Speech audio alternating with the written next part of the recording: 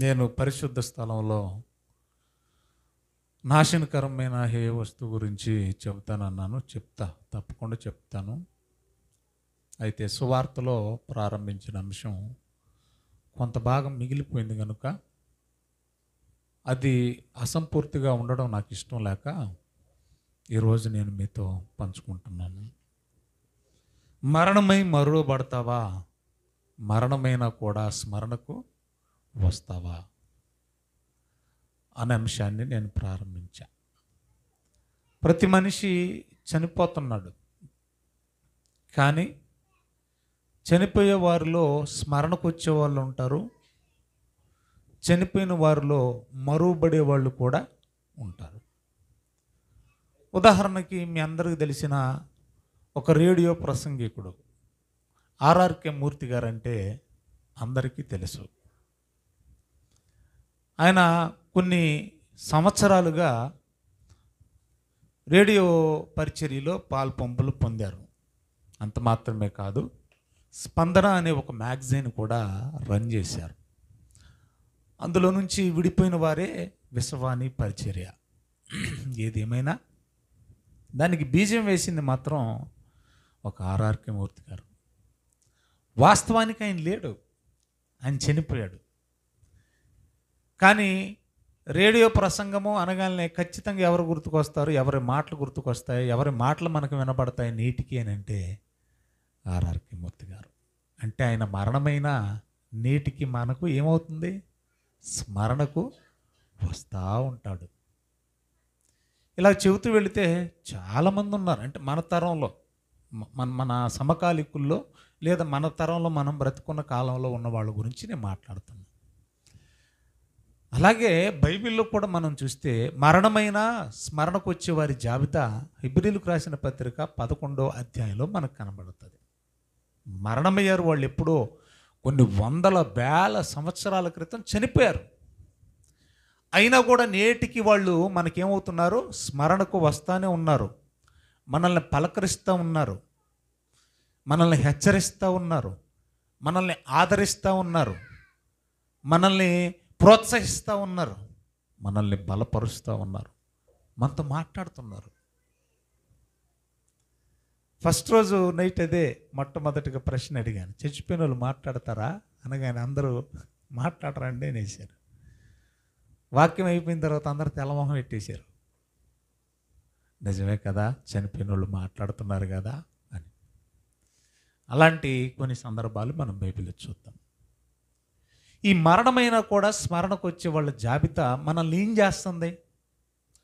వాళ్ళు నేటికి మనతో మాట్లాడుతున్నారా, నేటికి మనల్ని పలకరిస్తున్నారా, ప్రోత్సహిస్తున్నారా, బలపరుస్తున్నారా అని అంటే ముందు 12వ అధ్యాయం మొదటి వచనం చదవండి, మీకు అర్థమవుతుంది. 12వ అధ్యాయము మొదటి వచనం. ఇంత గొప్ప సాక్షి సమూహము మేఘము వలె మనలను ఆవరించి ఉన్నందున మనము కూడా ప్రతి భారమును సులువుగా చిక్కులబెట్టే పాపమును విడిచిపెట్టి విశ్వాసమునకు కర్తయు దానిని కొనసాగించువాడునైనా యేసు వైపు చూచుచు మన ఎదుట ఉంచబడిన పందెములో ఓపికతో పరుగెత్తుదము. చాలమ్మా, అంతటితో ఆగుదాం. ఇక్కడ మనకి అంటే నా మటుకి నాకు అనిపించింది చెబుతున్నానండి. నేను ఈ కామెంట్ చేయట్లేదు, కామెంటరీ నా ఓన్ కామెంటరీ కూడా చెప్పట్లేదు, అక్కడ ఉన్నది బేస్ చేసుకొని మాట్లాడుతున్నా. ఇక్కడ ఒక స్పోర్ట్స్ టెర్మినాలజీలో కొన్ని పదాలు పలుకుతున్నాడు భక్తుడు. పౌలు గారు ఆటగాళ్ళ పద్ధతిలో మాట్లాడుతున్నాడు. పందెపు రంగం అంటే అది దేనికి సంబంధించింది? పందాలు, ఆటలకు సంబంధించింది. రన్నింగ్, పరిగెత్తడం, రన్నింగ్ రేస్ అనేది దేనికి సంబంధించింది? ఆటగాళ్ళకు సంబంధించింది. అంటే ప్రతి ఆటగాడికి ఏముంటుంది? ఒక గురి ఉంటుంది. ప్రతి ఆటగాడికి ఏముంటుంది? ఒక లక్ష్యం ఉంటుంది. ఆ గురిని, లక్ష్యాన్ని ఎదుట పెట్టుకునే ప్రతి ఆటగాడు ఏం చేస్తాడు? ఆ లక్ష్యాన్ని సాధించాలని పరుగులు తీస్తూ ఉంటాడు, నిర్విరామంగా విశ్రాంతి లేకుండా కష్టపడుతూ ఉంటాడు, సాధన చేస్తూ ఉంటాడు. అలాగా ఈ మరణమైన భక్తులందరినీ ఆటగాళ్ళతో పోల్చాడు. ఇంత గొప్ప సాక్షి సమూహం అన్నాడే, ఆ గొప్ప సాక్షులందరూ, ఆ గొప్ప భక్తులందరూ మరణమైనా కూడా వారిని ఇప్పుడు దేంతో పోలుస్తున్నాడంటే పందెపు రంగంలో పరిగెత్తే ఆటగాళ్ళతో పోలుస్తూ ఉన్నాడు. వాళ్ళు ఎలా పరిగెత్తారో మనం కూడా అలాగే పరిగెత్తాలి. వాళ్ళు దేన్ని గురిగా పెట్టుకొని పరిగెత్తారో మనం కూడా దానినే గురిగా పెట్టుకొని పరిగెత్తాలి. చూడండి, ఇప్పుడున్న జూనియర్ ఆటగాళ్ళని మనం అడిగితే, ఒకవేళ క్రికెట్లోకి వెళ్ళి మనం అడిగితే, ఏమండి మీరు మీ ఆటకి ఇన్స్పిరేషన్ ఏంటి అంటే, నీ ఆటకి ప్రేరణ ఎవరు అనగానే నాకు కోహ్లీ అండి అంటాడు, నాకు సచిన్ టెండూల్కర్ అండి అని అంటారు. ఇలా చెప్తా ధోని అని చెప్తూ ఉంటారు.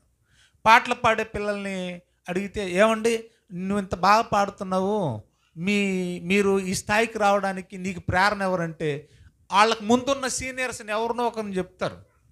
ఎస్పి బాలసుబ్రహ్మణ్యం అనో, ఎస్పి శైలజ్ అనో, చరణ్ అనో, ఇలాగ ఎవరినో ఒకరిని చెప్తూ ఉంటారు.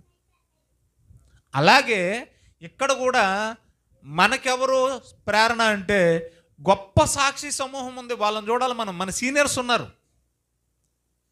ఆటగాళ్ళుగా పిలువబడుతున్న భక్తులైన మన సీనియర్స్ ఉన్నారు. వాళ్ళని ప్రేరణగా తీసుకొని మనం అందరం కలిసి ఒక లక్ష్యం దగ్గరికి చేరాలి. మనకు ఒక గురి ఉంది, ఒక లక్ష్యం ఉంది. అదేంటంటే అక్కడే వ్రాయబడింది, విశ్వాసమునకు కర్త. మనందరి గురి ఎవరు చెప్పండి? అటు గొప్పదైన సాక్షి సమూహం కలిగిన భక్తులకును, నేటి తరంలో ఉన్న క్రైస్తవులారా మనందరికీ కూడా ఒకటే గురి.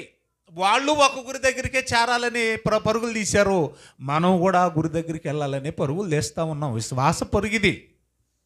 ఆ గురి ఎవరంటే విశ్వాసమునకు కర్త, దాన్ని కొనసాగించువాడైన యేసుప్రభు. యేసుప్రభువే మన గురి. యేసుప్రభు ఉన్న పరలోకమే మన గురి, లక్ష్యం. యేసునే చూడాలా? అవునండి. నాకు అనిపించి నేను ఒక 3 మాటలు రాసుకున్నా. ఎందుకంటే ఎవరిని చూసినా యేసుని చేరం.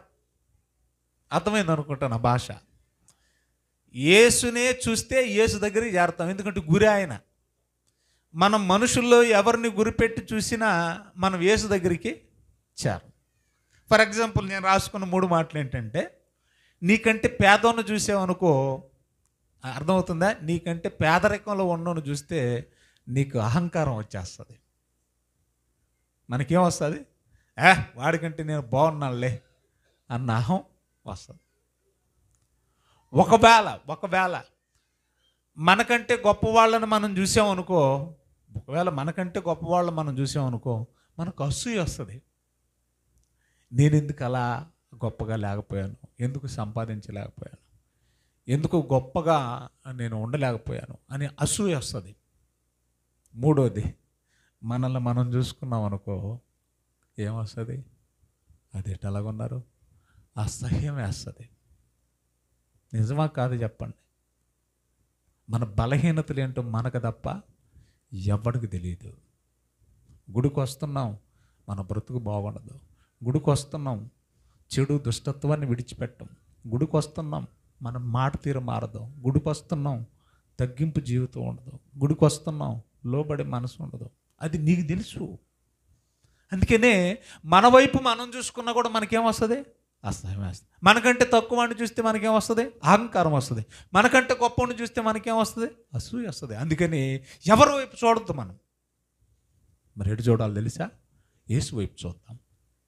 ఇప్పుడు నాకు ఇక్కడ ఈ సందర్భాన్ని చదువుతుంటే, మనకంటే సీనియర్గా ఉన్న భక్తులను చూపించి వాళ్ళలాగా పరిగెత్తండి, అప్పుడు యేసుని చేరుకుంటారని చెబుతూ, వాళ్ళని చూస్తే మనకి ఏమవుతుంది, ఏమి పాఠం నేర్చుకోవచ్చు, ఏం అర్థం అవుతుంది, ఏం ప్రేరణకు తీసుకోవచ్చు అంటే, వాళ్ళని మేఘంతో పోల్చాడు. వింటున్నారా? ఇంత గొప్పదైన సాక్షి సమూహం ఎక్కడుంది? 11వ అధ్యాయంలో ఉంది. ఈ 11వ అధ్యాయంలో ఉన్న గొప్ప సాక్షి సమూహాన్ని, అనగా మరణమైన స్మరణకు వచ్చే వారిని అందరినీ, విశ్వాస వీరుల్ని తీసుకొని 12వ అధ్యాయం మొదటి వచనానికి వచ్చేసరికి వాళ్ళందరూ మీకు మేఘం అనేసాడు. వీరులారా, వాళ్ళంతా మేఘంలాగా మనల్ని ఏం చేశారంట? ఆవరించారంట. మేఘమా? అసలు మేఘంతో ఎందుకు పోల్చాడండి? మేఘంతో ఎందుకు పోల్చి ఉంటాడు? ఒకసారి ఆలోచించండి. అంటే ఏం చెప్పాలనుకున్నాడో ప్రతిదీ మనం ఆలోచించాలి. వాళ్ళని, మనుషుల్ని మేఘంతో పోల్చాడేంటి? మేఘంలాగా మనల్ని ఆవరించడం ఏంటి? మేఘం ఆవరిస్తే ఏంటి ప్రయోజనం? మేఘం లేకపోతే నష్టం ఏంటి? మేఘం అని ఎందుకు అన్నాడు? పోలీసు ట్రైనింగ్ అప్పుడు మీకు అర్థమయ్యే భాషలో చెప్తా. మే నెలలో ఎండాకాలం మిట్ట మధ్యాహ్నం నడి రోడ్లో రన్నింగ్ రేసి పెట్టారనుకోండి, 5 కిలోమీటర్లు. వింటున్నారా?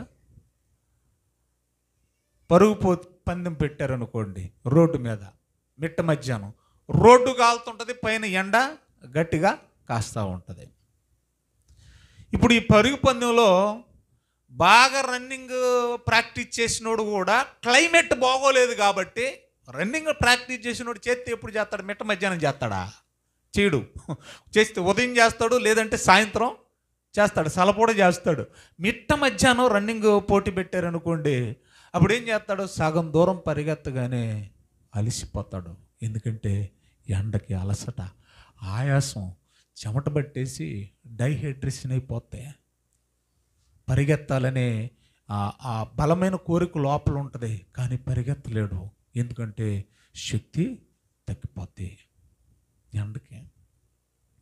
సగం దూరం పరిగెత్తగానే ఇంక అక్కడి నుంచి కంటిన్యూ చేస్తున్నాను, వెంటనే మేఘాలు వచ్చేసాయి అనుకోండి, చల్లగా మేఘాలు కమ్మేసాయి అనుకోండి కొంచెంసేపు సగం దూరం పరిగెత్తాడు, సత్తువు తగ్గిపోతుంది, శక్తి తగ్గిపోతుంది, నా గమ్యస్థానాన్ని నేను చేరుకోలేను, నా లక్ష్యాన్ని నేను సాధించలేనన్న భయంలో ఉన్నప్పుడు, ఆందోళన ఉన్నప్పుడు, నిరుత్సాహంలో ఉన్నప్పుడు సడన్గా మేఘాలు వచ్చేసాయి అనుకోండి, నల్లగా మేఘాలు గమ్మేసాయి అనుకోండి, ఏమైపోద్ది? మొత్తం చల్లబడుద్ది.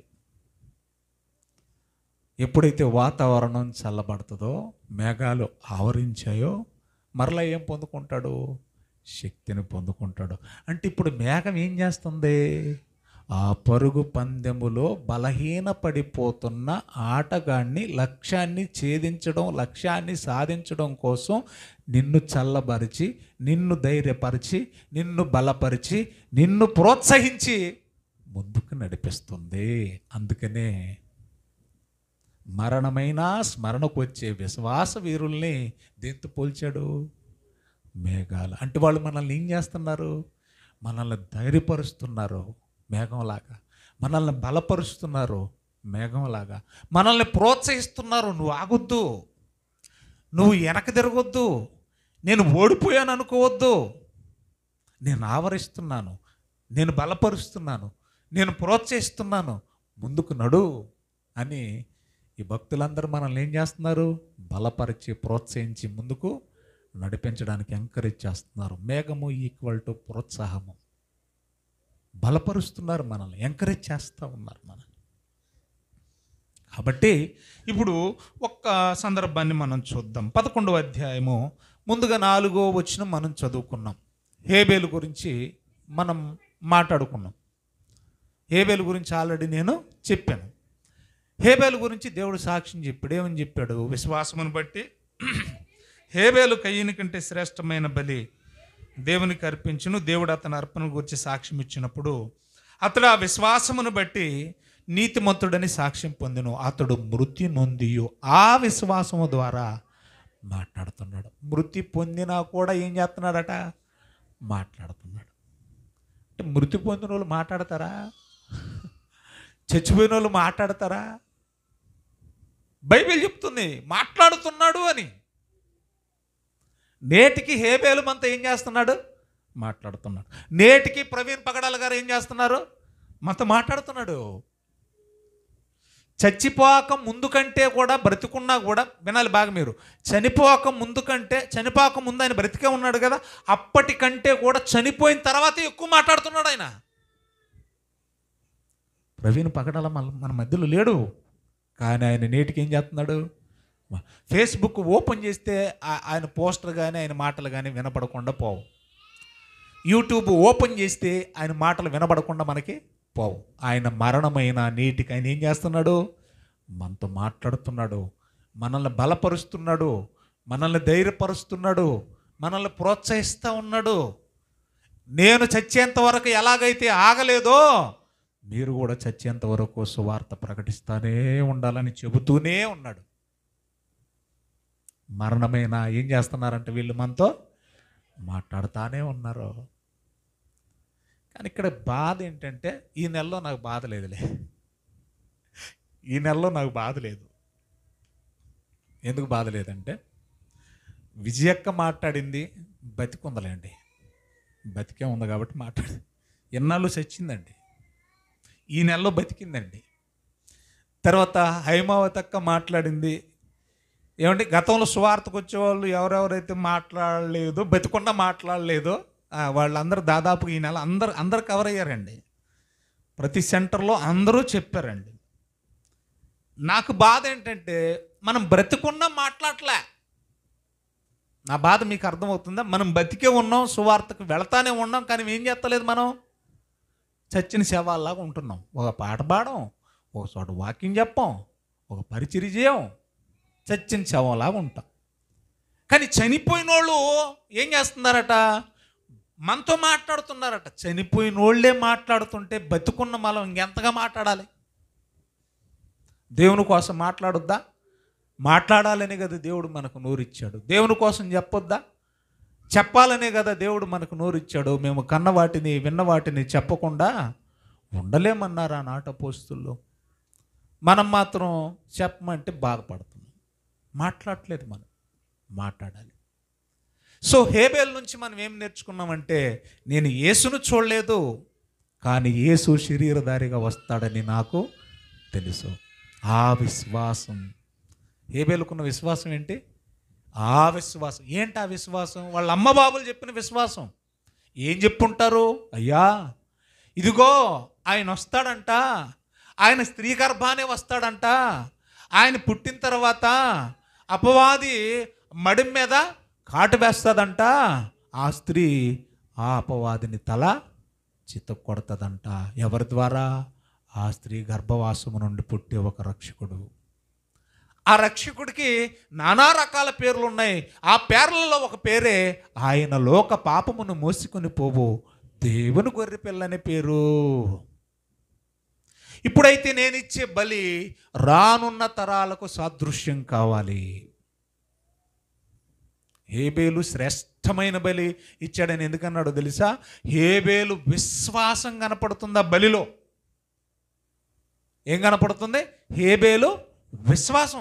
ఏంటి ఆయన విశ్వాసం అంటే, నేను ఇచ్చే బలి రానున్న క్రీస్తుకు సాదృశ్యం కావాలి, రానున్న తరాలకు నా విశ్వాసం వారికి హెచ్చరికగా మారాలి అనుకున్నాడు.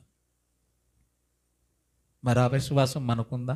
ఆయన వచ్చాడు, చచ్చాడు, మళ్ళీ తిరిగి పునరుద్ధానుడై లేచాడు, వెళ్ళిపోయాడు. యేసుక్రీస్తు రెండో రాకల్లో వస్తాడు, వస్తున్నాడు, రాబోతున్నాడు అన్న విశ్వాసం మనకుందా? ఒకవేళ ఉంటే ఇప్పుడు ఇవ్వాల్సింది బలి కాదు, నీవే ఆయన కోసం సువార్తలో బలైపోవాలి. ఇప్పుడు చెప్పాల్సింది సాదృశ్యాలు కాదు, నీవే ఆయన రక్షణ సాక్ష్యాన్ని ప్రకటించాలి. ఆయన కోసం పాటుపడాలి.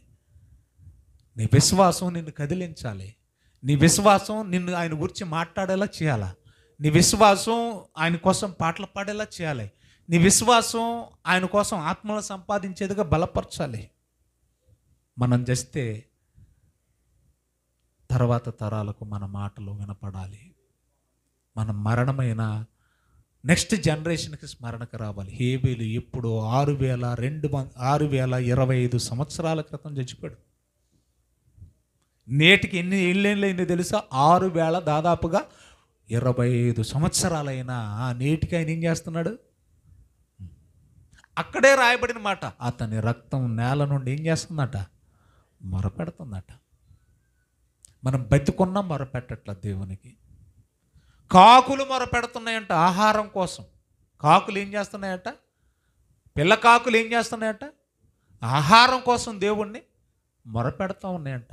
చచ్చిపోయిన ఆయన రక్తం భూమి మీద నుండి ఏం చేస్తుందట? హేబేలు రక్తం మొరపెడుతుందంట. మనం మొరపెడుతున్నామా? ఏమి నేర్పిస్తున్నారు మన సీనియర్ ఆటగాళ్ళు? మనకి ఏమి నేర్పిస్తున్నారు? మరణమైన మేఘంలాగా ఆవరించి మనకి ఏమి స్మరణకు తెచ్చుకోమని చెప్తా ఉన్నారు? మరి మనం మొరపెడుతున్నామా? ఉదయాన్నే లేచి మన పిల్లల కోసం మొరపెడుతున్నామా? ఉదయాన్నే లేచి సంఘంలో బలహీన పడిపోతున్న యవ్వన పిల్లల కోసం మొరపెడుతున్నామా? ఉదయాన్నే లేచి రక్షణ మారు మనసు లేని మన కుటుంబ సభ్యుల కోసం మనం మొరపెడుతున్నామా? ఉదయాన్నే లేచి పడిపోతున్న మన ఆత్మీయ జీవితం కోసం మనం మొరపెడుతున్నామా? ఉదయాన్నే లేచి ఒక్కొక్కసారి దేవా నేను నిలబడి ఉన్నాను అనుకుంటున్నా కానీ నాలో చాలా బలహీనతలు ఉన్నాయి, నన్ను మార్చని మన కోసం మనం మొరపెడుతున్నాము. ఆత్మీయ జీవితంలో ఆయన దగ్గరికి చేరాలంటే హేబేలుని చూడండి, ఆయనకున్న విశ్వాసం మనకుందా? రెండోది, మేఘంలాగా ఆవరించిన ఈ భక్తులు ఎలాగున్నారు అని మనం ఆలోచిస్తే చూడండి, అక్కడ 5వ వచనం చదువుదాం. తర్వాత వెంటనే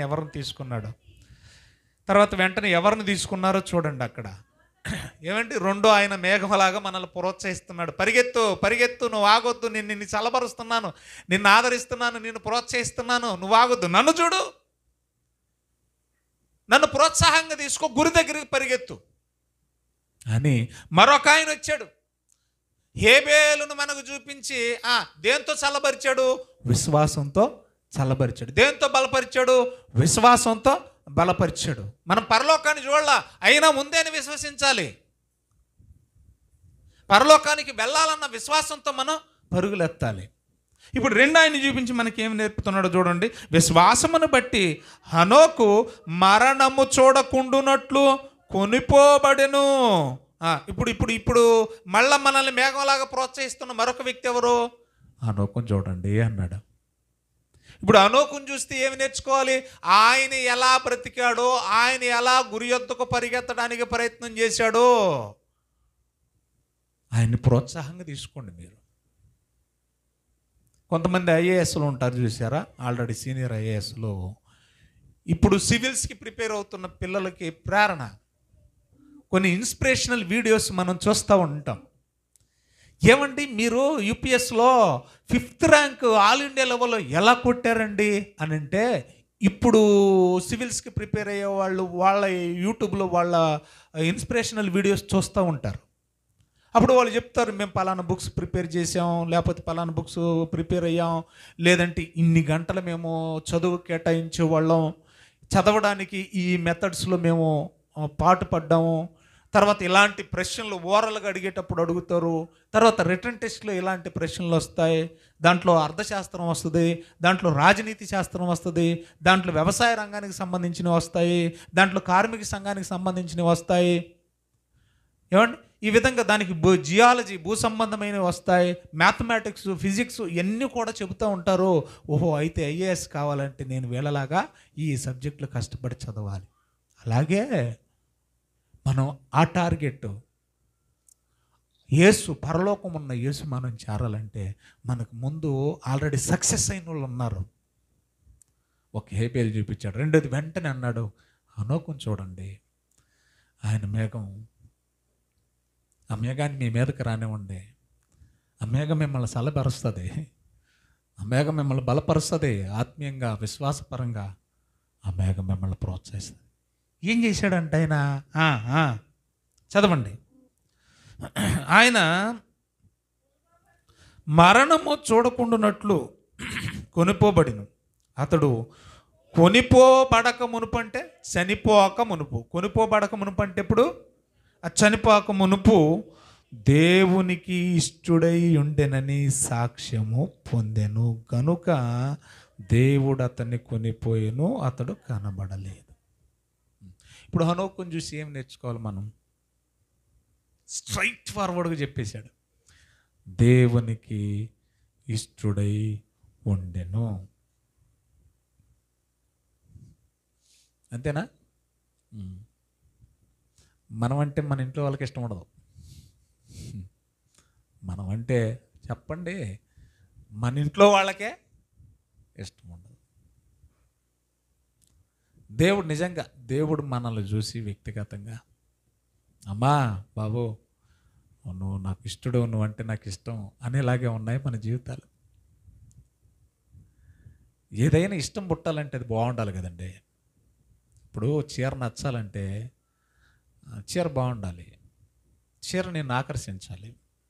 ఏదైనా తినే వస్తువు తినాలి అని ఇష్టపడాలంటే బాగా ఈగలు ముసురుతున్నాయి అనుకోండి, ఆ పచ్చ కలరు బ్లూ కలరు ఈగలు ఉంటాయి చూసారా, రంగురంగులు ఈగలు ఎప్పుడైనా చూసారేటి, శవాల మీద వాళ్తాయి. అలాంటి ఈగల ముసురు ఉన్నాయి అనుకోండి, బాగా లడ్డు అంటే రవ్వ లడ్డు అంటే నీకు బాగా ఇష్టం అనుకుందాం, తినాలనిపిస్తుందా? మనల్ని చూసినప్పుడు కూడా ఆయనకి అలాగనిపిస్తుంది. వారి నీతి క్రియలు నా దృష్టికి అది లడ్డే, కానీ మురికి. ఈ సందర్భంగా ఇక్కడ ఒక మాట చెప్తా. ఇది తీసుకొని చాలామంది ఏం చేస్తున్నారంటే, హనోకు చచ్చిపోలేదు, బతికుండగానే దేవుడు ఏం చేశాడు, బతికుండగానే అలానే తీసుకెళ్ళిపోయాడు. ఈ ప్రసంగాలు మీరు చాలా వినుంటారు. బతికుండగానే దేవుడు ఎవరిని అలా సజీవంగా తీసుకున్న సందర్భాలు బైబిల్ ఎక్కడ లేవు, ఉండవు. ఎందుకంటే పుట్టిన ప్రతివాడు ఏం చేయాలి, చనిపోవాల్సిందే. ప్రతి ఒక్కడు ఒక్కసారే మృతి పొందాలి. మరణము చూడక బ్రతుకు నరుడెవరు, అందరూ చచ్చిపోవాల్సిందే. అయితే ఖచ్చితంగా హనోకు కూడా చనిపోవాల్సిందే. మరి ఇది ఎలాగ అర్థం చేసుకోవాలి? ఆయన మరణము చూడక కొనిపోబడు. చదువుకున్నాం కదా మనం 5వ వచనంలో, హనోకు మరణము చూడకుండానట్లు కొనిపోబడిన. మరణము అనగానే మరణాలు 2 రకాలు ఉన్నాయి ప్రియులారా. ఒకటి ఆత్మ సంబంధమైనది, రెండోది శరీర సంబంధమైనది. ఆ మరణంలో కూడా మీకు తెలియవలసిన విషయం ఏంటంటే, బతికున్న సచినులు ఉన్నారు, అది ఆత్మీయంగా. అందుకంటాడు 2:10 ఎఫెసీయులకు రాసిన పత్రికలో ఏమంటాడు, పాపముల చేతను అపరాధముల చేతను చచ్చినవారు. అర్థమవుతుందా? పాపముల చేతను అంటే మనం అందరం ఒకసారి చచ్చిపోయాం. ఏ విషయంలో? ఆత్మ సంబంధంగా. బాగా వినండి ఈ సందర్భాన్ని, మీకు బాగా అర్థమవుతుంది. సింపుల్గా చెప్తున్నా. అందులో పాపముల చేతను అపరాధముల చేతను చచ్చిన వారిలో ఫస్ట్ సారి హనోకు కూడా ఉన్నాడు. ఎందుకంటే నీతిమంతుడు లేడు, ఒక్కడు లేడు, అందరూ పాపం చేసిన వాళ్ళే. అంటే ఖచ్చితంగా ఒకసారి అందరం ఏమైపోతున్నాం, పాపం చేసి ఆత్మీయంగా చచ్చిపోతున్నాం. ఇక్కడ మనకు అర్థం కావాల్సిన విషయం ఏంటంటే, ఈ సందర్భంలో మనం ఒకసారి కాదు చాలాసార్లు చచ్చిపోతున్నాం. మనం ఇప్పుడు ఒకసారి పాపం చేసామండి, పాపముల చేత అపరాధం చేత ఏమయ్యాం, మనం చచ్చిపోయాం. అలా చనిపోయిన మనల్ని యేసు ప్రభు ఏం చేశాడు, మళ్ళీ కనికరించి మన పాపాలు ఒప్పుకున్నాం కాబట్టి, క్షమాపణ అడిగాం కాబట్టి, పశ్చాత్తాపడ్డాం కాబట్టి యేసు ప్రభు ఏం చేశాడు, మళ్ళీ బ్రతికించాడు. బాప్తిసం తీసుకున్నాం మనం, అలా బాప్తిసం ద్వారా మళ్ళీ ఏమైపోయాం, మనం బతికేసాం. అంటే ఒకసారి చచ్చిన మనం మళ్ళీ ఏమయ్యాం, బ్రతికాం. కానీ బాగా వినాలి, కానీ మళ్ళీ మళ్ళీ చచ్చిపోతున్నాం. మనం ఎన్నిసార్లు చచ్చిపోతున్నాం చెప్పండి? ఒకసారి కంటే ఎక్కువగా చచ్చిపోతున్నాం, అంతే కదా? మనం ఒకసారి కంటే ఎక్కువ, ఒకసారి చనిపోయాం, ప్రభు బ్రతికించాడు, తన రక్తంలో కడిగాడు. అయినా కూడా కడుగబడిన తర్వాత కూడా, రక్షణ పొందిన తర్వాత కూడా, బాప్తిసం తీసుకున్న తర్వాత కూడా మళ్ళీ ఏం చేస్తున్నాం, మనం పాపం చేస్తూనే ఉన్నాం. అంటే ఎన్నిసార్లు చచ్చిపోతావు నువ్వు? చాలాసార్లు చచ్చిపోతున్నాం. చాలాసార్లు పాపం చేసిన ప్రతిసారి ఏం చేస్తున్నాం, మనం బాహాటముగా ఆయన మనం ఏం చేస్తున్నాం, మన క్రియలతో. అంటే ఏం చేస్తున్నాం, ప్రతిసారి మన క్రియల్లో మనం ఏమైపోతున్నాం, చచ్చిపోతున్నాం. కానీ ఇక్కడ హనోకు సందర్భం ఏంటంటే, హనోకు ఒక్కసారి బ్రతికిన తర్వాత మరెన్నటికీ చావలేదు. అంటే అర్థం ఏంటి? ఆయన ఒక్కసారే తప్పు చేశాడు, ఒక్కసారే పాపం చేశాడు, ఒక్కసారే పడిపోయాడు. దేవుణ్ణి ఎరిగిన తర్వాత మరెన్నటికీ తప్పు చేయలేదు, పాపం చేయలేదు, చచ్చిపోలేదు. అందుకంటాడు చూడండి, యోహాను సువార్త 8వ అధ్యాయం 51వ వచనం. యోహాను సువార్త బాగుంటుంది చూడండి, 8వ అధ్యాయం 51వ వచనం చదువుదాం. ఒకడు నా మాట వింటే, అంటే అంతకుముందు చచ్చినోడేగా, అంతకుముందు చచ్చిపోయినోడు ఈ మాట ద్వారా ఏమవుతున్నాడు, బతుకుతున్నాడు. బతికినవాడు మరెన్నటికీ చావడో. బాగా వినాలి, బాగా బాగా బాగా బాగా బాగా బాగా వినాలి. హానోకు మరణము చూడకుండునట్లు కొనుపోబడెను. హానోకు మరణము చూడకుండునట్లు కొనుపోబడిను అంటే ఆయన మాట ద్వారా ఒక్కసారి బతికిన ఆయన మరి ఎప్పటికీ పాపం చేయలేదు గనుక ఆడు మరణించడు అన్నాడు. చూడండి ఇక్కడ ఏ మరణం మరణించడు ఏమన్నాడు? ఒకడు నా మాట గైకొని అంటే ఆల్రెడీ గైకొనక ముందు ఏమై ఉన్నాడు? చచ్చిపోయి ఉన్నాడు. చచ్చిపోయిన తర్వాత ఆ మాట ద్వారా ఏమయ్యాడు? నీ వాక్యమే నన్ను బ్రతికించింది. ఒక్కసారి చచ్చిపోయిన వాడు ఆత్మీయంగా పాపముల చేత అపరాధముల చేత చచ్చిన వాడు మాట వినేమయ్యాడు? సువార్త వినేమయ్యాడు? బతికాడు. బతికిన వాడు మరి అన్నిటికీ ఏమవకూడదు? చచ్చిపోకూడదు. వాస్తవంగా అయితే ఒకసారి బ్రతికిన వాడు, ఒకసారి దేవుని తెలుసుకున్నవాడు పాపం చేయకూడదు, పాపం విషయంలో ఆత్మీయంగా చచ్చిపోకూడదు. అలా బ్రతికున్న వాళ్ళు ఎవరైనా ఉన్నారా అని అంటే అనుకున్నాడు. అది అర్థం. నీకు అర్థమవుతుందా? నా మాట గైకొనిన వాడు వినిన ఎడల, నా మాట విన్నవాడు మరి అన్నటికీ మరణము పొందడు. ఇప్పుడు హానోకు ఏ మరణము పొందలేదు. హానోకు మరణము చూడకుండానట్లు దేవుడు ఆయన కొనుపోబడ్డాడంటే ఏ మరణం అంటే ఒక్కసారి ఆయన మాట విని మారు మనసు పొందిన తర్వాత మరి అన్నటికీ ఆయన పాపము చేయలేదు, ఆత్మ సంబంధమైన మరణము పొందలేదు. అంతే తప్ప శారీరకంగా మరణించలేదని కాదు. అక్కడ చూడండి పుట్టినోట్లు అద్భుతంగా రాస్తాడు. మళ్ళీ చదువురమ్మా తల్లి గాయత్రి. ఒకడు నా మాట గైకొనిన ఎడల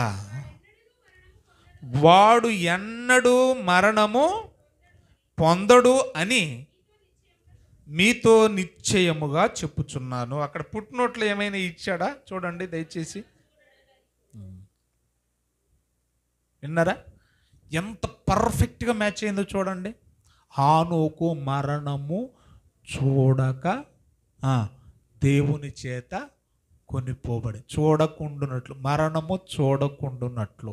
బైబిల్ ఎంత చక్కగా కనెక్ట్ చేసిందో చూడండి. అంటే మరణం చూడకపోవడం అంటే ఏంటి అని అంటే, దేవుని వాక్యం విన్న తర్వాత నువ్వు మారు మనసు పొందిన తర్వాత ముందు పడిపోయిన దానివే, పడిపోయినోడివే, చచ్చిపోయినోడివే. ఆ మాట ద్వారా బ్రతికిన తర్వాత మరన్నటికి పాపం చేయకూడదు. అలా పాపము చేయకుండా బ్రతకడం అంటేనే మరణము చూడకుండగా కొనిపోబడ్డాం. అర్థమవుతుందా? అందుకన్నాడు చూడండి యోధా పత్రిక 12వ వచనం చూడండి దయచేసి. యోధా పత్రిక 12వ వచనం చూడండి దయచేసి. 5 లైన్ అనుకుంటాను.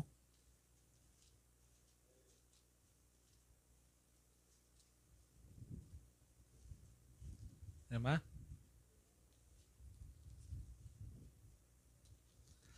12వ వచనం ఉందరా అమ్మా? చదవండి అమ్మా, చదవమ్మా. నాకు ఎక్కడి నుంచి కావాలంటే ఫలములు లేక అన్న చోట నుంచి చదవండిరా. ఫలములు లేక 2 మార్లు చచ్చి వేళ్లతో పెళ్ళగింపబడినట్లు పెళ్ళగింపబడిన చెట్లుగాను అన్నాడు. నేను ఇక్కడికి ఎందుకు వచ్చానో తెలుసా? నేను ఇక్కడికి ఎందుకు వచ్చాను? వాస్తవంగా ఈ 8వ అధ్యాయం 51వ వచనం ప్రకారంగా యోహాను సువార్తలో ఏమని వ్రాయబడింది? నా మాట గైకొంటే వాడు ఎప్పటికీ ఇంకా చావకూడదే కావు. అంటే నా మాటలు విని మారు మనసు పొందిన తర్వాత మళ్ళీ నువ్వు పాపం చేయకూడదు, పాపముల చేత చావకూడదు, అసలు పాపం జోలికి వెళ్ళకూడదు. ఎప్పటి వరకు? దేవుడు తీసుకెళ్ళేంత వరకు. అలా ఎవరు బతికారు? హానోకు బ్రతికాడు. మీకు అర్థమైంది నా భాష? అంటే దేవుణ్ణి తెలుసుకున్న తర్వాత, రక్షణలోకి వచ్చిన తర్వాత హానోకు మరెన్నటికీ పాపం చేయలేదు కాబట్టి, అందుకని చెప్పాడు నా మాట విన్నాడు, గైకొన్నాడు, పాపం చేయలేదు కాబట్టి ఆయన ఎన్నటికీ చావలేదు, మరణించలేదు, మరణము చూడలేదు అన్నాడు. అంటే ప్రతి మనిషి ఏమవుతున్నాడంట? ఇక్కడ ఈ వచనాన్ని బేస్ చేసుకొని 12వ వచనంలో ఫలించలేక మనం ఎన్నిసార్లు చచ్చిపోతున్నామంట. మనం ఇక్కడ 2 అన్నాడు కానీ మనం చాలాసార్లు చచ్చిపోతా ఉన్నావు. తప్పు చేసిన ప్రతిసారి నువ్వు బాప్తిస్మం తీసుకున్నా సరే, మళ్ళీ చెప్తున్నా జాగ్రత్తగానండి, నువ్వు బాప్తిస్మం తీసుకున్నా సరే తప్పు చేస్తున్నావు, పాపం చేస్తున్నావు అంటే మళ్ళీ ఏమవుతున్నావు? చస్తానే ఉన్నావు. అలాగ 2 మార్లు చచ్చిన వాళ్ళు ఉన్నారు. ఇప్పుడే కదా మనం చదువుకున్నాం. 3 మార్లు చచ్చిన వాళ్ళు, 4 అలా చచ్చామంటే, చస్తున్నామంటే అర్థం ఏంటంటే నీలో నుంచి అసలు పూర్తిగా బ్రతకడానికి ఆధారమైన వేరే లేకుండా చెట్టుకు వేరు లేకపోతే ఎక్కడ బతుకుతుంది చెప్పండి? అలాగ మనం చాలాసార్లు చచ్చిపోతున్నాం. ఇప్పుడు హనోకును చూస్తే మనకి ఏం పాఠం ఏంటి, ఇన్స్పిరేషన్ ఏంటి, ఆయన నుంచి ఏం తీసుకోవచ్చు మనం? ఆయన కూడా యేసు ప్రభుని గురిపెట్టుకునే విశ్వాసమునకు కర్త, దాన్ని కొనసాగించువాడని యేసు వైపు చూస్తానే పరుగులు తీశాడు కదా. మరి మనకి ఏం నేర్పుతున్నాడంటే దేవునికి ఇష్టడుగా ఉండాలి, దేవునికి ఇష్టలుగా బ్రతకాలి. దేవునికి ఇష్టమైన కార్యం ఏంటి? పాపం జోలికి వెళ్ళకపోవడమే కదా. ఆయన మాట వినడమే ఆయనకి ఇష్టం. ఆయన మాట విని ఏం చేయకూడదు? మనం పాపం చేయకూడదు. దేవునికి ఇష్టలుగా ఉండటం అంటే ఇదే. నువ్వు ₹1,00,00,000 ఆయనకి ఇచ్చేసినా ఆయనకి ఆనందం ఉండదు. నువ్వు పాపిష్టి పనులు చేస్తా, నీ ₹1,00,00,000 ఎవడికి కావాలి? నువ్వు దుష్టకార్యాలు, నీతిమాల పనులను చేస్తా, నీ డబ్బులు, నీ బంగారం, నీ వెండి, నీ స్థలాలు, నీ పొలాలు ఆయనకి ఎందుకు? నేను ఇందాకే చెప్పాను కదా, లడ్డు మీద ఈగలు ముసిరితే నీ లడ్డు ఎవడికి కావాలి? నువ్వెవడికి కావాలి? ఆయనకి కావలసింది పరిశుద్ధత, పాపము లేని జీవితం. అది ఆయనకి చాలా ఇష్టమైంది ప్రియులారా. మరి మనం దేవునికి ఇష్టలుగా ఉన్నామా లేదని అది ఆలోచించండి. మనలో పాపం అంటే మనం దేవునికి ఇష్టలుగా ఉండలేము. అందుకనే కదా సందర్భం మీకు బాగా తెలుసు కాబట్టి స్ట్రైట్ ఫార్వర్డ్గా చెప్పేస్తున్నాను. 16వ అధ్యాయం 24-25 వచ్చిన లోక సువార్తలో చదివితే లాజర్ని అడుగుతున్నాడు. లాజర్ కాదు, అబ్రహాముని అడుగుతున్నాడు ధనవంతుడు. లాజర్ అక్కడికి ఎందుకు వచ్చాడు, నేను ఎందుకు ఇక్కడ యాతన పడుతున్నానంటే డైరెక్ట్ స్పీచ్లో స్ట్రైట్ ఫార్వర్డ్గా చెప్పేశాడు. అబ్రహాం ఏమన్నాడు తెలుసా? నీవు నీ జీవిత కాలమందు నీకు ఇష్టమైనట్టు బ్రతికావు, నువ్వు దేవునికి ఇష్టడుగా బ్రతకలేదు. అంటే ధనవంతుడు ఎన్నిసార్లు చచ్చిపోయి ఉంటాడు? దేవుడు మాట్లాడుతూనే ఉన్నాడు, దేవుడు హెచ్చరిస్తూనే ఉన్నాడు. మేఘంలాగా ఎంతమంది విశ్వాస వీరుల సమూహం మనల్ని ఆవరించి ఉంటే వాడికి తెలీదా? ఎన్నోసార్లు హెచ్చరించి ఉంటాడు దేవుడు. గుర్తుపెట్టుకోండి, ప్రతి మనిషిని దేవుడు ఒకసారి పలకరిస్తూనే ఉంటాడు. రోజుకొక్కసారి నువ్వు చేసే తప్పు నీకు చెబుతూనే ఉంటాడు. అయినా కూడా తెలిసి ఏం చేస్తాం మనం? ఏమండి, తెలిసి ఏం చేస్తాం మనం? క్షమించరాని తప్పులు చేస్తూ ఉంటాం, మరణకరమైన పాపాలు చేస్తూ ఉంటాం. చెప్పాను కదా నేను మొన్న, మరణకరమైన పాపం అంటే ఏంటి? తెలిసి తప్పు చేయడమే మరణకరమైన పాపం. తెలిసి పాపం చేయడమే. తెలియకపోయి చేసుంటే అది క్షమించబడే పాపం. తప్పైందయ్యా తెలియ చేశానంటే అది క్షమించబడే పాపం. అలా క్షమించబడితే అది మరణకరం కాని పాపం. ఈ సందర్భాన్ని మనం చదువుతుంటే ఎందుకు ఆ పాతాళానికి వెళ్ళిపోయాడు ఆ ధనవంతుడంటే బైబిల్ చెప్తుంది, వాడు తనకిష్టమైనట్లు బ్రతికాడంట. అంటే భూమి మీద మనకి ఇష్టం వచ్చినట్టు బ్రతకూడదా? హనోకుని చూడు, ధనవంతుణ్ణి చూడు. హనోకుని చూస్తే దేవుడి దగ్గరికి వెళ్ళిపోతాం, ఎందుకంటే హనోకు దేవునికి ఇష్టడుగా బ్రతికాడు. ధనవంతుని చూస్తే పాతాళానికి వెళ్ళిపోతావు. 2 మేఘాలే, ఒకటి చంపే మేఘం, ఒకటి బతికించే మేఘం. ఒకటి ప్రోత్సహించే మేఘం, ఒకటి నిరుత్సాహపరిచే మేఘం. ఒకటి పాతాళానికి తొక్కే మేఘం, మరొకటి పరలోకానికి చేర్చే మేఘం. దావీదును కూడా దేవుడు అంటే చాలా ఉన్నాయి బైబిల్లో, విస్తరించి నేను మాట్లాడలేదు. దావీదును ఉద్దేశించి దేవుడు ఇచ్చిన సాక్ష్యం, అతడు నాకు ఇష్టడైన మనుషుడు. 13వ అధ్యాయం మనం చదువుతూ ఉంటే అపోస్తుల కార్యాల్లో దావీదు నాకు ఇష్టడైన మనుషుడు, తన తరం వారికి సేవ చేసి నిద్రించను. మనం దేవునికి ఇష్టలుగా ఉన్నామా ప్రియులారా? మనల్ని చూస్తే దేవుడు ఇష్టపడేలాగే ఉన్నామా?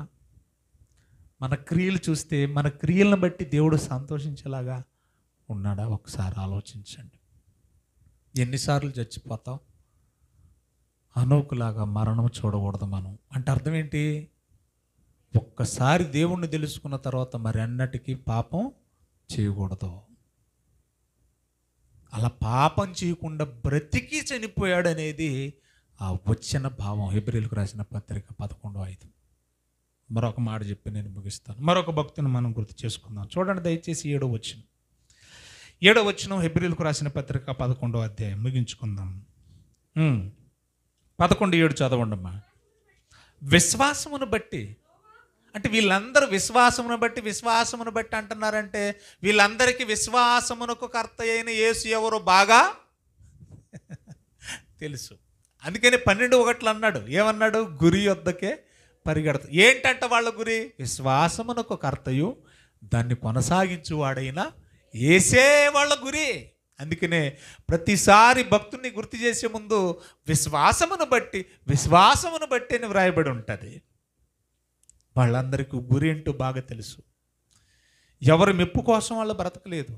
లోకంలో ఎవరిని సంతోష పెట్టడం కోసం వాళ్ళు బ్రతకలేదు. లోకం ఏమనుకున్నా ఎటుపోయినా నా బ్రతుకు దేవుడిచ్చింది, నాకు ఊపిరించింది దేవుడు, నేను ఆయన్ని సంతోష పెట్టాలి, ఆయన్ని ఇష్టపెట్టాలి, ఆయనకి నచ్చిన పనులు చేయాలి, ఆయన కోరుకున్నట్టు బతకాలి, ఆయన ఉన్న లోకానికి నేను వెళ్ళాలి, నేను నా కుటుంబం వెళ్ళాలి.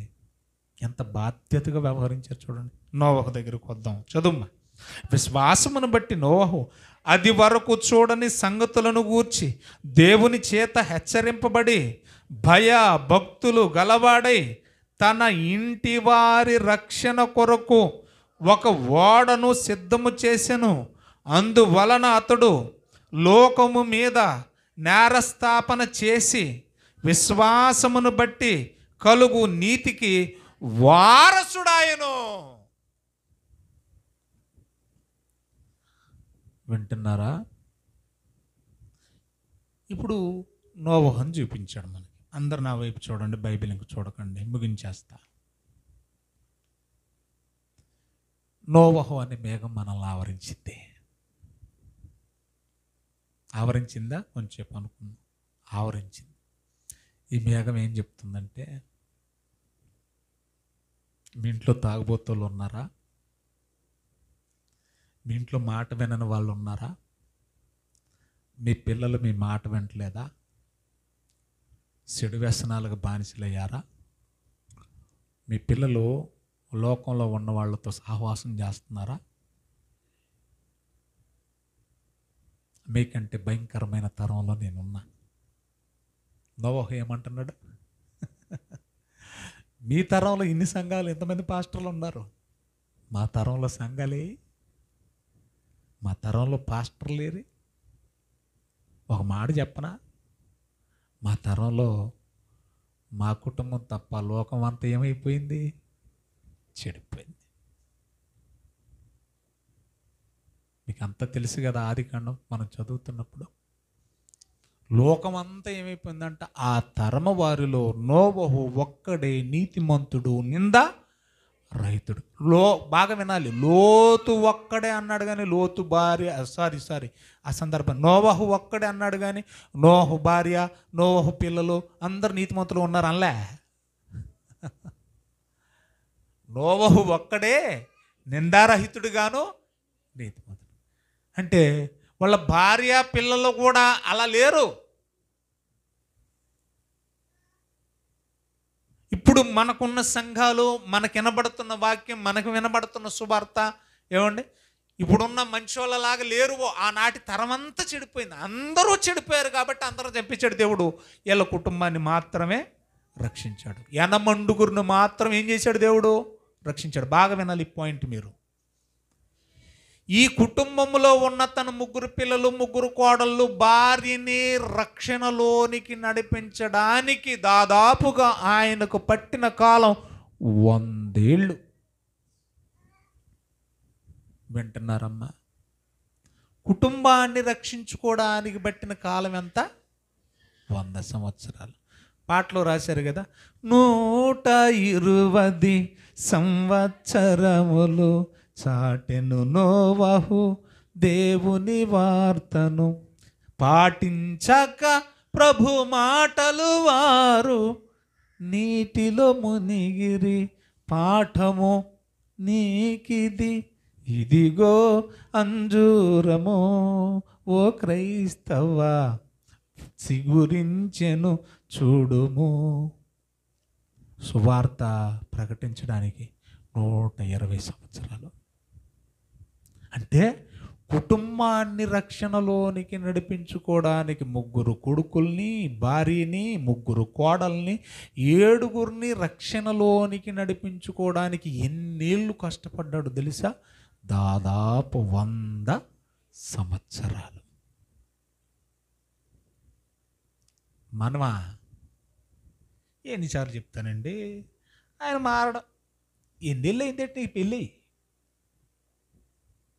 వీడికి ఎన్నిసార్లు చెప్పిన వీడు ఎండండి. ఎన్నేళ్ళు అయిందంటే వాడు నీ కడుపును పుట్టి. అంటే నోవహు ఏం చెప్తున్నాడు తెలుసా? నీ కుటుంబాన్ని రక్షించుకో నా కుటుంబంలాగా. జలప్రవాహం వచ్చి కొట్టుకుపోక మునిపే నీ కుటుంబాన్ని ఓర్పుతో రక్షించుకో. నాకులాగా నీకు 100 ఏళ్ళు పట్టొచ్చు, బ్రతికుంటే నాకులాగా నీకు కుటుంబ రక్షణ కోసం ఎన్నేళ్ళు పట్టొచ్చు. కానీ నిరుత్సాహపడకో. మా ఆయన మారతా లేదండి, మా ఆవిడ మారతా లేదండి, మా పిల్లలు మారతా లేదండి అనుకో. మారేంత వరకు నీవు మార్పు కోసం ప్రయత్నం చేస్తూనే ఉండు.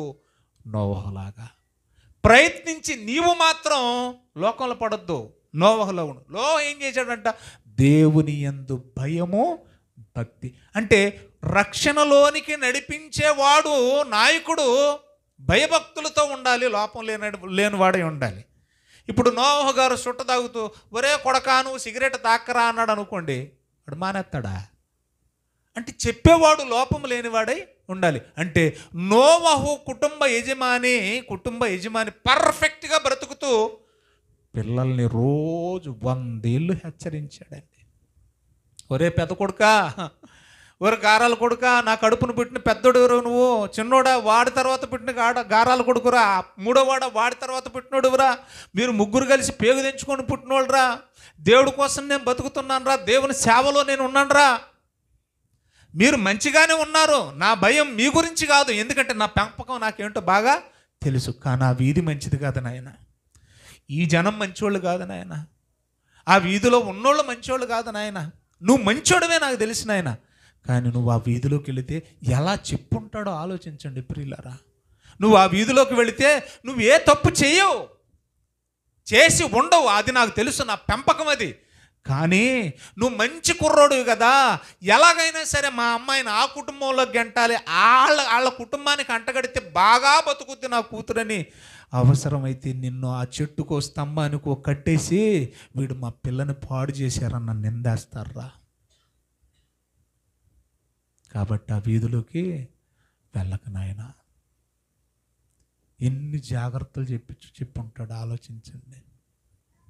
ఇన్ని చెప్పుంటాడు, ఎన్ని చెప్పకపోతే వాళ్ళు నిగ్రహించుకొని నాన్న మాటకు లోబడి ఆలోచించండి. తండ్రిలో సహకారులు ఉన్న నోవహు ఒక్కడే శుద్ధి తీసుకొని శానం తీసేసుకొని ఏమండి దాన్ని ఏమంటారు బార్స్ తీసుకొని చెక్కేసి ఆ ఓడను తయారు చేయలా. కుమారులు సహాయం లేకుండా, కోడలు సహాయం లేకుండా ఓడ ఒక్కడే కట్టేస్తాడేటి. ఆయన ఎక్కడో పైన ఉంటాడు, దొంగ ఎక్కడో కింద ఉంటుంది. అది పైకి రావాలంటే ఎలాగా? పిల్లలు సాయం చేద్దా. రక్షణ కొరకు ఓడను తయారు చేసుకోవడంలో తండ్రి పాత్ర ఒక్కటే కాదు, ఎవరి పాత్ర కూడా ఉంది? పిల్లల పాత్ర కూడా ఉంది. మరి నీ కుటుంబ రక్షణ కోసం నీ పాత్ర ఎంత ఉంది? నీ కుటుంబ రక్షణ కోసం నీ పిల్లల పాత్ర ఎంత ఉంది? మనకి దేవుని భయం ఉందా? దేవుని భక్తి ఉందా? జలప్రవాహం వస్తుందని చెప్పాడంతే ఆయన, అది చూడాల. వాస్తవంగా ఇది వరకు చూడని సంగతులైన చూడకపోయినా అని రాశాడు అక్కడ. అంటే ఇది వరకు పైనుంచి వర్షం పడలే. ఎప్పటి వరకు పడలేదు? జలప్రవాహం వచ్చేంత వరకు ఆకాశం నుంచి వర్షం పడలేదు. అలా పడకపోయినా, ఆ పడింది చూడకపోయినా కూడా విశ్వాసమును బట్టి, ఏంటి ఆయన విశ్వాసం అంటే, దేవుడు చెప్పాడు జలప్రవాహం వస్తుంది, ఆకాశపు తుమ్ములు విప్పుతానని. అలాగే యేసు 2వ రాకడలో రాబోతున్నాడు. ఆనాటి జలప్రవాహం వలె ఆకాశము తూములు చీల్చుకొని ఎలాగ జలప్రవాహం వచ్చిందో, యేసు ప్రభు కూడా మెఘారూరుడై ఆకాశాన్ని చీల్చుకొని రాబోతున్నాడు. కుటుంబమా, మన రక్షణ అనే ఓడను మనం ఏం చేసుకోవాలి? మనము, మన పిల్లలు, మన కుటుంబం ఏం చేసుకోవాలి చెప్పండి? సిద్ధం చేసుకోవాలి. ఇలా సిద్ధం చేసుకోవడానికి టైం ఎంతైనా పట్టొచ్చు. నోవాహుకు పట్టిన కాలం 100 సంవత్సరాలు కుటుంబాన్ని రక్షించుకోవడానికి. మన కుటుంబాల్లో, మన పిల్లల్లో కూడా బలహీనతలు ఉంటాయి. వాడు అంతేనండి మారడం అనొద్దు, మార్చుకోవడానికి ప్రయత్నించు. నోవాహులాగా ప్రయత్నించు, విసుక్కోవద్దు. కోపం వస్తూ ఉంటుంది, పిల్లలు చేసే పనులకు మన కోపం వస్తూనే ఉంటుంది. చెప్పిన మాట వినకపోతే కోపం వస్తూనే ఉంటుంది. అయినా కూడా కోపాన్ని దిగమింగుకొని కొడతాం, ఒక దెబ్బ కొడతాం, ఒక మాట అంటాం. అయినా కూడా ప్రేమగా దగ్గరికి తీసుకొని, అది కరెక్ట్ కాదు నాయన, మనం ఎంతో కాలం ఉండం. ఆనాడు జలప్రవాహం వచ్చింది, ఈనాడు రెండవ రాకడ రాబోతూ ఉంది. అది భయంకరమంది. అందులో ఆ మరణంలో, ఆ మృత్యువులో మనం ఉండకూడదు నాయన. మనం దేవుని సేవలో ఉన్నాం, మనం క్రైస్తవులం, దేవుని పిల్లలం, గుడికి వెళ్తున్నాం. మనం దేవుని పిల్లలం, దేవుని నమ్ముకున్నామని మన కులపోలకి, మన గ్రామం వాళ్ళు అందరికీ తెలిసిపోయింది. రేపు పొద్దున్న ఆ జలప్రవాహంలో కొట్టుకుపోయిన ఆ మృత్యులో మనం ఉంటే, దేవుని పిల్లలు కూడా చచ్చిపోయారా, దేవుని పిల్లలు కూడా చచ్చిపోయారా, దేవుడు ఏం కాపాడారా వాళ్ళని అన్న చెడ్డ పేరు మనకు రావద్దయ్యా. పిల్లలకి ఎంతగా చెప్పుంటాడో, ఎంతగా వాపోయి ఉంటాడో ఆలోచించండి పిల్లలారా. ఇప్పుడు నోవాహు అనే మేఘం మనకేం చేస్తుంది? మనల్ని ఆవరించి, వాళ్ళు ఎప్పుడో క్రీస్తుకు పూర్వం 4000 సంవత్సరాల క్రితం నోవాహు కుటుంబం చచ్చిపోయినా నేటికి మనకి స్మరణకు వస్తున్నారు. మరణమైన వాళ్ళు ఏమవుతున్నారు? మనకి స్మరణకు వస్తున్నారు. మనల్ని స్మరించుకోమంటున్నారు. ఏమని స్మరించుకోమంటున్నారు తెలుసా? నోవాహును నేను దేవుని యందు భయభక్తులు కలిగి ఉన్నాను. కుటుంబ యజమానులారా మీరు భయభక్తులు కలిగి ఉండండి. నా పిల్లల్ని రక్షించుకోవడానికి నాకు 100 ఏళ్ళైంది. వాళ్ళని సముదాయించుకొని ప్రభు మార్గంలో నిలబెట్టి, ఇదిగో ఆ మరణాలలో కొట్టుకుపోకుండా కాపాడుకోవడానికి, వాళ్ళని రక్షించుకోవడానికి నాకు 100 ఏళ్ళు పట్టింది. మీరు కూడా మీ పిల్లలు తప్పిపోతున్నారు, ఇంకీడు మారళ్ళని వదిలేయకండి. మీ యజమానుడు తప్పిపోతున్నాడు, ఇతను మారళ్ళని వదిలేయకండి. ఆ నిరీక్షణకు ఎన్నేళ్ళైనా పట్టొచ్చు. మనిషి అన్నవాడు మారతాడండి. రాయి మారుతుంటే మనిషి మారదా? సిలి రాయిని శిల్పంగా మారుస్తున్నాడే. సిలి చేతిలో పడ్డ రాయి మారట్లేదా? రాళ్లే మారుతుంటే మనుషులు మారరా చెప్పండి? మారతారు ప్రియులారా. అలా మారాలంటే ముందు మార్చేవాడు, మార్పుకు కారణమైన వాడు లోపము లేనివాడై ఉండాలి. గనుక మరణమైన ఏమవుతున్నారంట? మనకి భక్తులు స్మరణకు వస్తున్నారు. నేటికి మనతో వాళ్ళు ఏం చేస్తున్నారు? ఇప్పుడు నోవాహు మనతో మాట్లాడుతున్నాడు కదా, హేబేలు మనతో మాట్లాడుతున్నాడు, హనోకు మనతో మాట్లాడుతున్నాడు. చివరి మాట చెప్పి ముగిస్తాను. ముగ్గురు కలిపి ఒకే వచనంలో కొట్టేశాడు. వచనం చదవండి, ప్రార్థన చేసుకుందాం. వచనం చదవండి. అబ్రహాము 16 వచనం తల్లి. అబ్రహాము 16 వచనం చదువుమ్మా డైరెక్ట్. అయితే వారు అంటే పైన ముగ్గురు కనపడతారు మనకు. ఎవరు? అబ్రహాము, ఇస్సాకు, యాకోబు. అయితే వారు అన్నాడు కదా. ఎవరు వారు? అబ్రహాము, ఇస్సాకు, యాకోబు. వీళ్ళు ఏం చేశారో చూద్దాం. ఇప్పుడు మేఘంలాగా ముగ్గురు ఆవరించారు మనల్ని. ఎంతమంది ఆవరించారు? ముగ్గురు. వీళ్ళు ఏమి చేస్తున్నారు? వీళ్ళు ఏమి మనకు స్మరణకు వస్తున్నారు? వాళ్ళు మరణమైన మనకి ఏమని స్మరణకు వస్తున్నారంట? 16 వచనం. అయితే వారు అబ్రహాము, ఇస్సాకు, యాకోబు అనేవారు మరీ శ్రేష్టమైన దేశమును అనగా పరలోక సంబంధమైన దేశమును కోరుచున్నారు. అందుచేత తాను అబ్రహాము దేవుడను, ఇస్సాకు దేవుడను, యాకోబు దేవుడును. ఎన్నోసార్లు విన్నారు కదా, రెఫరెన్స్ చూపించట్లేదు. నేను వారి దేవుడును అన్నాడంటే ఎవరు దేవుడు అని చెప్పుకున్నాడు చెప్పండి? అబ్రహాము దేవుడును, ఇస్సాకు దేవుడును. పాట కూడా ఉంది కదా, అబ్రహాము దేవుడా, ఇస్సాకు దేవుడా, యాకోబు దేవుడా ఉంది. అలాగే నేను అబ్రహాము దేవుడును, ఇస్సాకు దేవుడును, యాకోబు దేవుడును అనిపించుకొనుటకు దేవుడు వారిని గూర్చి సిగ్గుపడట్లేదయ్యా అన్నాడంటే దేవుడు ఏమన్నాడు చెప్పండి? ఇప్పుడు అబ్రహాము, ఇస్సాకు, యాకోబు అనే మేఘాలు మనల్ని ఆవరించి ఏం చెప్తున్నాయి? అబ్రహాం, ఇస్సాకు, యాకోబులు చచ్చిపోయినా మనకు స్మరణకు వచ్చి ఏం చెప్తున్నారు అని అంటే, దేవుడు చెప్పాలంట నీ గురించి. దేవుడు ఏం చెప్పాలంట నీ గురించి? దేవుడిని ఏమండి, అప్పులోడు వచ్చాడంట ఇంటికి ముందుకి. ఎవరు వచ్చారు చెప్పండి? అప్పులోడు వచ్చాడంట. మొగుడు తప్పతాగి ఇంటి ముందున్న డ్రైనేజీలో దొల్లాడుతున్నాడట. ఎక్కడ పొరలాడుతున్నాడు? మొత్తం నల్లగా పామేసుకొని దొల్లాడుతూ ఉన్నాడట. ఎక్కడ? డ్రైనేజీ. ఓయ్ శుభమ్మ, క్యాకే మీ ఆయన్ని మాట్లాడతలేదట. ఎలా చూశాడంట? ఎక్కడ ఉన్నాడు? డ్రైనేజీలో దొల్లాడుతున్నాడు. ఈయన మీ ఆయనే కదా అంటే, మా ఆయన కాదండి అనేసిందట. నేను మీ ఆయనే కదా, మా ఆయన కాదండి. మరొక మాట చెప్తాను నేను. అదేలాగా బాగా తాగేసి వచ్చాడంట కొడుకు బాగా తాగేసి వచ్చాడంట. తండ్రి మాత్రం ఆ ఊర్లో నలుగురిని దిద్దేవాడు, నలుగురికి పంచాయతీ చేసే ఒక పెద్ద మనిషి అంట తండ్రి. ఈడు చూడబోతే తప్పతాగి వచ్చేసాడట. ఇప్పుడు అడుగుతున్నారు ఊరి, ఏమయ్యా ఆ సురేష్ మీ అబ్బాయి కదంటే, మా అబ్బాయి కాదండి. ఏ నీ కొడుకేగా మా అబ్బాయి కాదని చెప్తున్నావేటి? ఏ మీ ఆయనేగా మా ఆయన కాదని చెప్తున్నావేటి? చెప్పుకోవటానికి సిగ్గా? మరి సిగ్గే కదండి. పరువుగా బతుకుతూ నలుగురికి పంచాయతీలు తీర్చే 4 కుటుంబాలను కలిపే ఒక పెద్ద కొడుకు ఇలా చండాలంగా ఉంటే ఆడు నా కొడుకు అని చెప్పుకోవడానికి ఆయనకి సిగ్గు కాదా? మాట్లాడరేటండి. సిగ్గు లేకుండా ఈయన నా కొడుకే అని జబ్బసరిసి చెప్పుకోవాలంటే వాడు ఎలాంటోడే ఉండాలి? లోపం లేని వాడై ఉండాలి. ఇప్పుడు దేవుడు ఏమంటున్నాడు తెలుసా? జబ్బసరిసి చెబుతున్నాను మరి ఏమని? నా బిడ్డ అబ్రహాముకు నేను దేవుణ్ణి. అబ్రహాముకు నేను దేవుణ్ణి, నేను ఇస్సాకు దేవుణ్ణి, నేను యాకోబు దేవుణ్ణి అంటున్నాడంటే, అబ్రహాం తాగుబోతాడు అనుకోండి మళ్ళీ మనమాట, నేను తాగుబోతు అబ్రహాం దేవుణ్ణి అని చెప్పుకుంటాడు గర్వంగా. ఆయన అన్నాడు, నేను సిగ్గుపడకుండా చెప్తున్నాను. ఎవరన్నమాట అది? దేవుడు. ఏమన్నాడు? సిగ్గుపడకుండా చెప్తున్నాను. ఏమని? నేను అబ్రహాము దేవుణ్ణి, ఇస్సాకు దేవుణ్ణి, యాకోబు దేవుడు. ఇన్ని చెప్పమంటారు చెప్పండి. ఇప్పుడు మన గురించి దేవుడు, ఇంక నేను పేర్లు చెప్పలేండి, మళ్ళీ మీరు బాధపడతారు.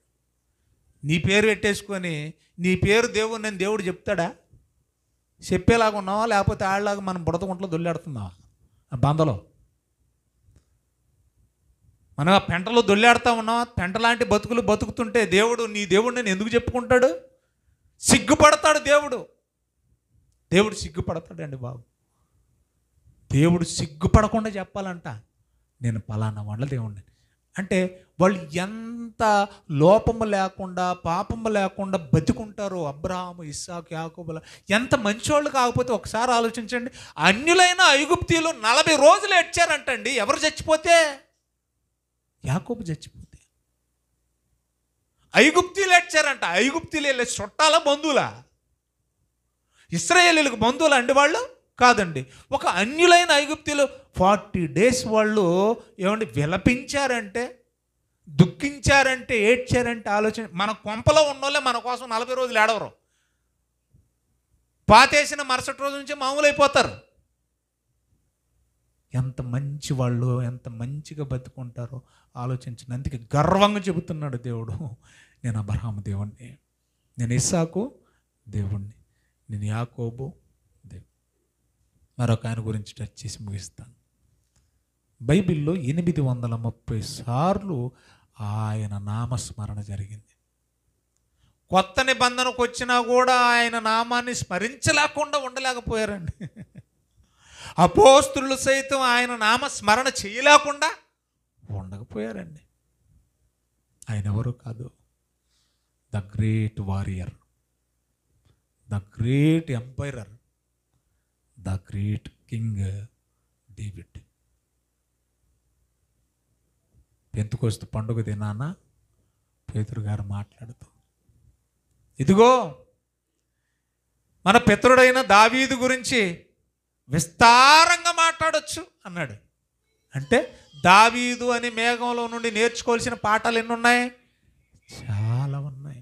అపోస్తుల కార్యాలు ప్రార్థన చేసుకుందాం. 2వ అధ్యాయం 14వ వచనం. అపోస్తుల కార్యములు తీశారా? 2వ అధ్యాయం 14వ వచనం ప్రార్థన చేసుకుందాం. టైం అయిపోయింది.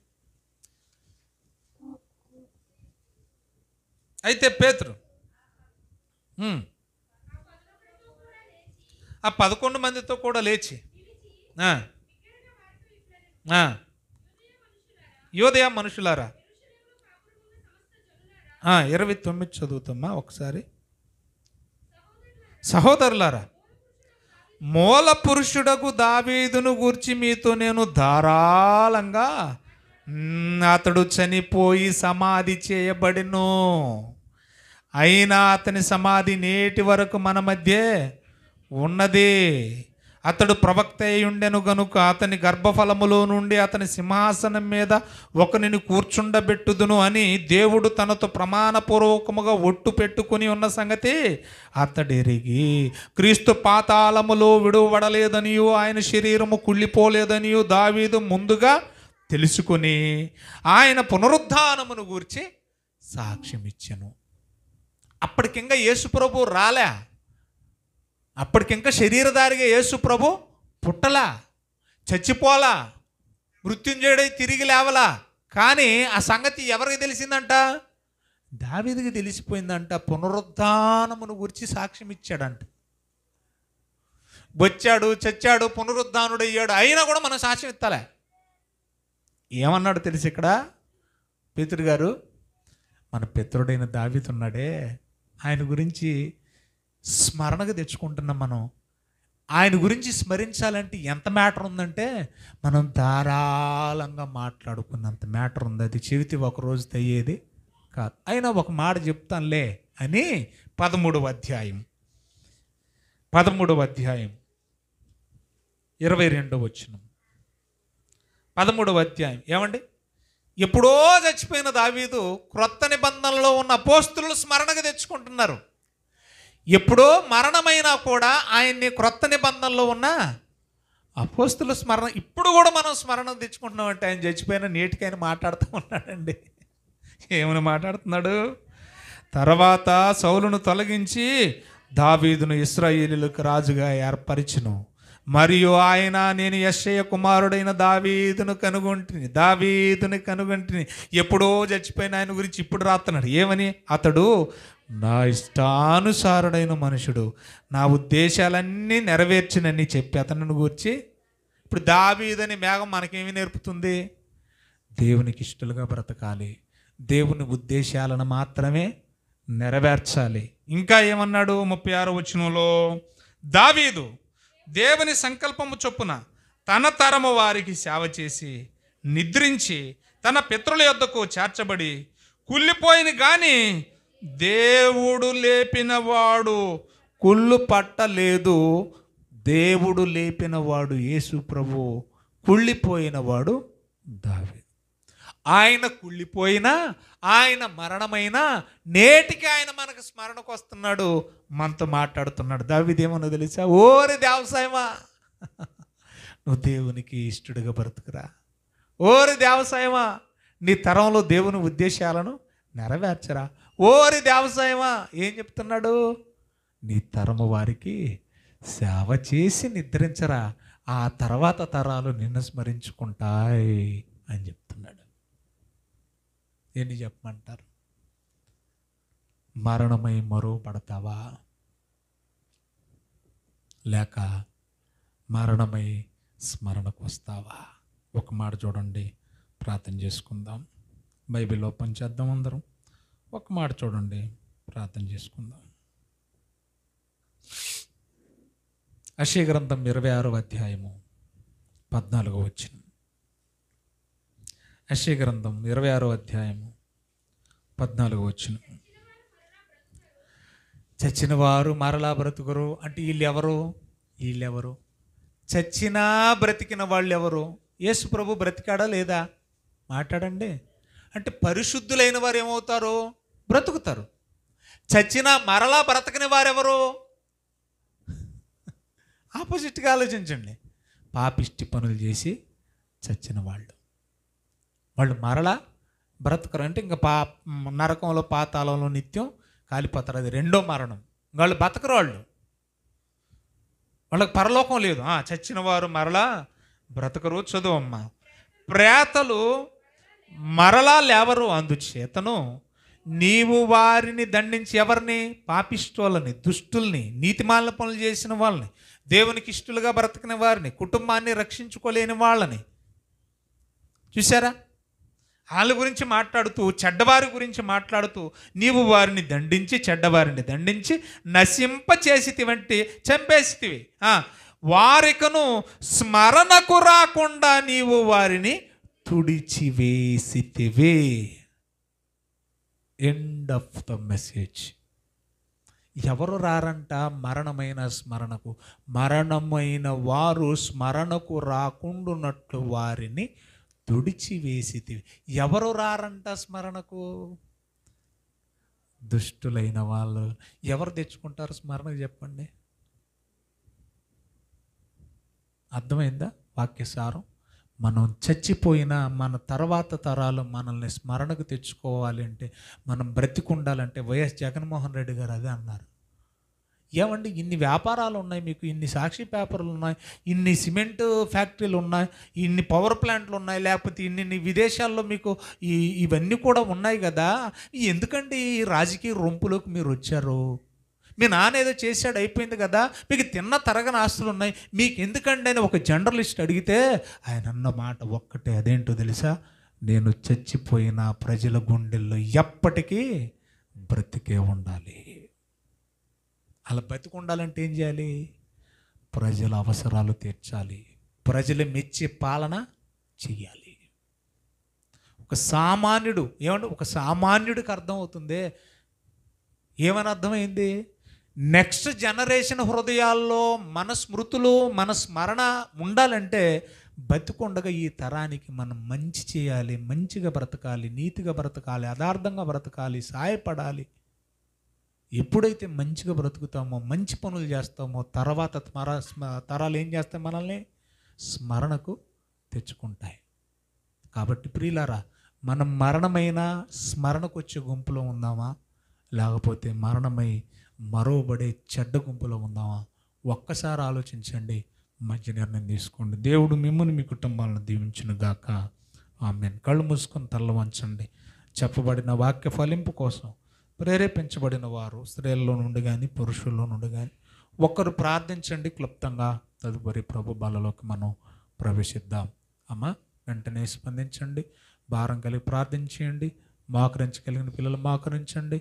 మనసులో ప్రార్థన చేసుకోండి. అవును ప్రభువా, నేను హేబేలు వంటి విశ్వాసము కలిగి ఉండటానికి సాయం చేయి. హానోకు లాంటి దేవా, నీకు ఇష్టమైన జీవితం జీవించడానికి కృప దయచేయి. నోవాహులాగా నా కుటుంబ రక్షణ కోసం ఓర్పు కలిగి నేను పాటుపడడానికి సహాయం చేయి. అబ్రహాము, ఇస్సాకు, యాకోబుల్లాగా వారి దేవుడు అని చెప్పుకున్నట్టు నా దేవుడు అని సిగ్గుపడగ చెప్పుకునే బ్రతుకు నాకు ఇవ్వు నాయనా. దావీదులాగా నీకు ఇష్టడుగాను, నీ ఉద్దేశాలను నెరవేర్చేవాడుగాను, ఈ తరం వారికి సేవ చేసి నిద్రించి పితరుల యొద్దకు చేర్చబడ్డ దేవా స్మరించుకునే ఆ గొప్పవానిగా, అలాంటి స్థితి పరిస్థితి నా బ్రతుకు అనుగ్రహించు.